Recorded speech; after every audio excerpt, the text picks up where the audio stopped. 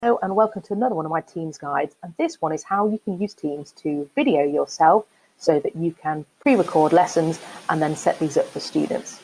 So let's get started. If I go to Teams and I click on my calendar, now usually this is where you would set up a new meeting request, but if you look to the left of that, you can actually see there's a Meet Now button, and essentially what you're going to do is just set up a meeting with yourself. Now you can change the title of this, so if you wanted to call it a lesson, you could do. And then essentially all you do is click on Join Now. Now you would obviously want to turn on your camera and your microphone for this. I'm going to have to switch these off whilst I do this recording for you. But if you click on Join Now, it essentially sets up a meeting and it's only you involved. Then what you do is that you just go to the menu, and if you click on Start Recording, and this meeting will start to record for you, as it says there at the top.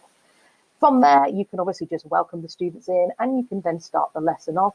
You can share PowerPoint presentations with them, or if you need to share your screen, you can do all of that through the share function there. And once you're ready to end, all you need to do is just click on the hang up button. The beauty of this is that it will then start to automatically save the lesson for you.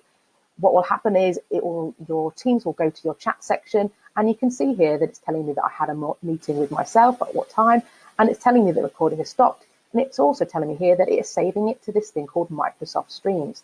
Now, it does take a little bit of time for it to save, but essentially what will happen here is that eventually you'll be able to access the recording here.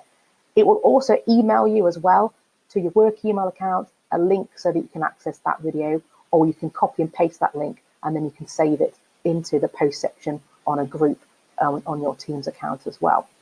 I'm just going to go into another one that I've done. If I go to, say, something I've done with my Year 12s, whenever I do a session with them, I always record it. And you can see here that what's happened is that the meeting has been recorded. It's now here. I can click on it and play it straight away there. Or if I want to, I can open it up in Microsoft Stream. Now, this does have some editing functions, which you can use, but I would really recommend just bite the bullet and just go and record the lesson that you want to send off to the students. Have a couple of tries and then just do it. I'm not really worried too much about how perfect it is.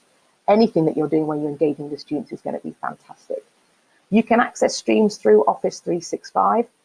If I just go to my apps, it obviously doesn't come up straight away, but if you click on all apps, all right, and you scroll down, you should be able to find the stream section there too. So all of the videos that you record, you'll be able to find in Stream and have a look at those again. So it's a really easy thing to do. If you want more information, obviously, please just let me know. I'm obviously recording this using other software called Loom, which there is a video on already.